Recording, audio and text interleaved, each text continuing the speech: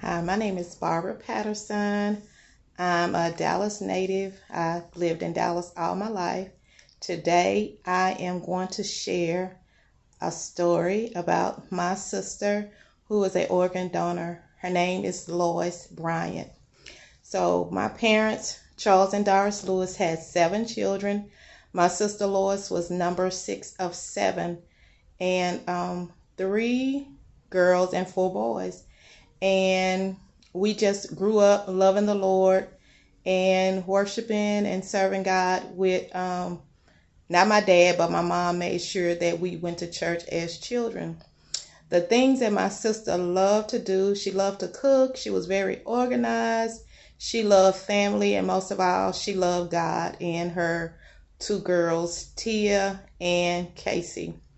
And moving forward, in 2009, my sister really started growing a great relationship with the Lord, and she felt like God was calling her to total surrender, which He's calling all of us to total surrender. But she felt like He was asking her if He could use her life, and she, of course, said, "Yes, Lord." So one day at her house, she told me that the Lord wanted to use her life, and like I just said, she said, "Yes, Lord." And I was like, "Why would you say that? Why would you tell the Lord yes?" And she said, "Because He asked me."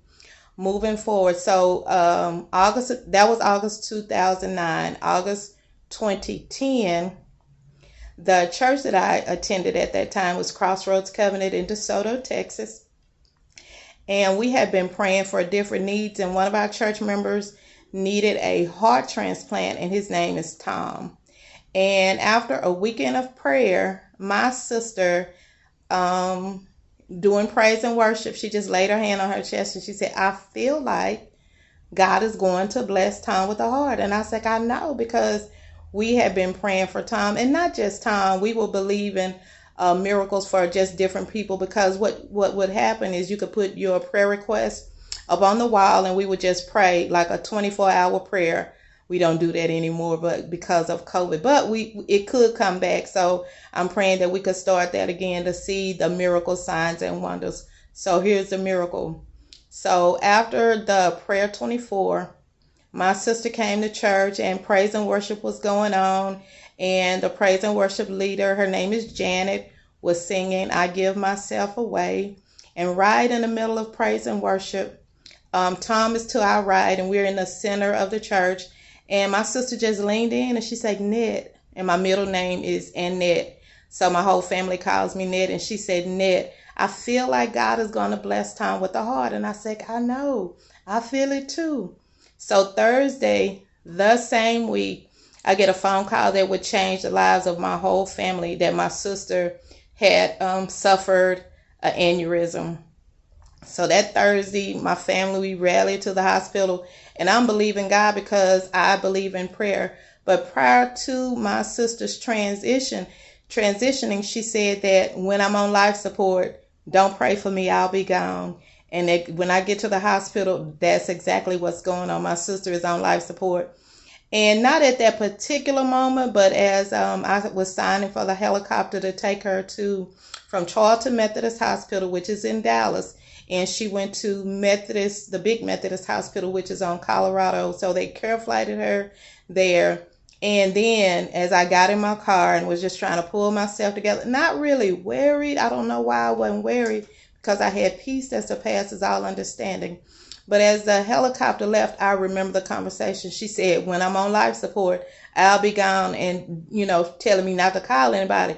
Y'all, I was calling everybody who knew anything about Jesus. I was dialing, driving, crying, praying, believing, and get to the hospital. And this is so God. There were a lot of people at the hospital just praying and believing God for a miracle. But when the doctor came in and said that my sister was brain dead, but all of her organs were pristine organs, is the word that he used. So that meant that most of her organs were good for transplant. And I don't even know who asked, but somebody in the hospital asked the question, "Well, do y'all know of anybody who need her organs?" And one of our ministers, Reverend Gaston, was there, and he said that one of our church members, Tom, needed a heart transplant. So they got Tom on the phone, and God did it. Prior to Tom getting on the phone, the week prior, they just sent him home with this oxygen saying, breathe on your own, this is it. But the squeaky, what is that? The squeaky wheel gets the grease. Tom was crying unto the Lord, and the Lord heard his prayer. And also in the Bible, it says that the last shall become first. Tom was not on anybody's transplant list because when Tom got my sister's heart, he was 71 years old. So that's the story about our organ transplant, that one of our church members, somebody that we actually know, got my sister's heart. So I now volunteer with Donate Life Texas, which is also Southwest Transplant Alliance. And what we're trying to do is just educate people on the importance of having the hard discussions or having the hard conversations with your family members.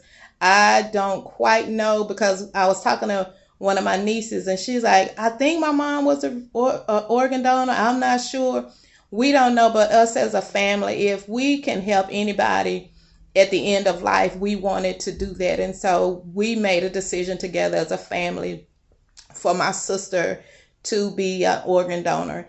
And what I want to say to you, people who are in limbo, who may not know, who's scared or afraid, have the conversation, because you could save so many lives. I believe my sister was able to help at least 30 plus people. So we got a letter in the mail, and I don't have the letter in front of me, but it said that her cornea was able to help somebody, her skin, muscle, bones, ligament, all parts of her body was able to help somebody. So have the hard conversation, and I encourage you to donate life, and it will change the lives, not just of your family or the decisions that you can make to help somebody else, but it will change the world. So I pray that I have said something to motivate you to become a registered organ donor. You can register with your driver's license, or you may register when you vote. In Jesus' name we thank you. Amen.